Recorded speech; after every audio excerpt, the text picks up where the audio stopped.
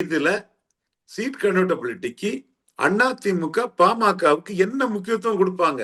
வேற கூட்டணியே இல்லைன்னா, வேற வழியே இல்லைன்னா பாமகவுக்கு எடப்பாடி பழனிசாமி 2வது இடத்தை தக்க வச்சு எதிர்கட்சி தலைவரை தக்க வைக்கிறதுக்கு பாமகவுக்கு ஒரு 30 சீட் வர வேற கூட்டணியே இல்லைன்னா கொடுப்பாரு. பாமக தேமுதிகவில் யாருக்கு முக்கியத்துவத்தை ஜாஸ்தி கொடுப்பாரு? தேமுதிக வச்சு நிக்கணும்னு நினைப்பாரா, பாமக வச்சு நிக்கணும்னு நினைப்பாரா? இன்னொன்னு நான் தெளிவா சொல்றேன், தேமுதிகவால சீட் கன்வெர்ட் ஆகல, சீட் கன்வெர்ட் ஆகுங்கிற கேரண்டியும் இல்ல. ஆனா தமிழகம் முழுவதும் ஃபைட் பண்ணணும்னா தேமுதிகவுக்கு தான் ஒரு 4-5% வாக்கு இருக்குது. சீட் கன்வெர்டபிலிட்டிக்கு பாமக தேவை. எந்த அளவுக்கு தேவைன்னு சொல்லும் போது பாமக பலகீனப்பட்டிருக்குங்கிறதும் இவ்வளவு விவரமா எடப்பாடிக்கு தெரியாதா? நுணுக்கமான அரசியல்வாதி.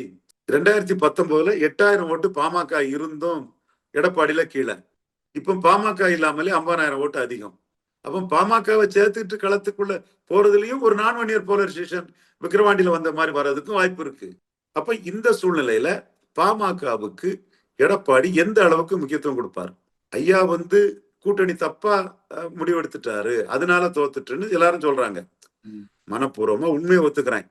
வட தமிழகத்துல 2016 அன்புமணி மாற்றம் முன்னேற்றம் அன்புமணி நிற்கும் போது தமிழிசைக்கு வட தமிழகத்துல போட கேண்டிடேட் கிடையாது. பாஜகவில் கத்திரிக்கோள் சின்னத்துல ஐயா பாரிவேந்தருக்கு தான் கொடுத்தாங்க. அப்ப பாஜகவுக்கு பலகீனம் உள்ள இடம்ங்கிறது நான் மறுக்கல, அது அது உண்மைதான். ஆனா உங்களால அங்க ஏன் அதிமுக பலகீனப்படுத்தி தென் மாவட்டத்துல டெபாசிட் இழக்க செய்த மாதிரி, மேற்கு மாவட்டத்துல சாதிச்ச மாதிரி, வட மாவட்டத்துல சாதிச்ச மாதிரி உங்களால ஏன் சாதிக்க முடியல?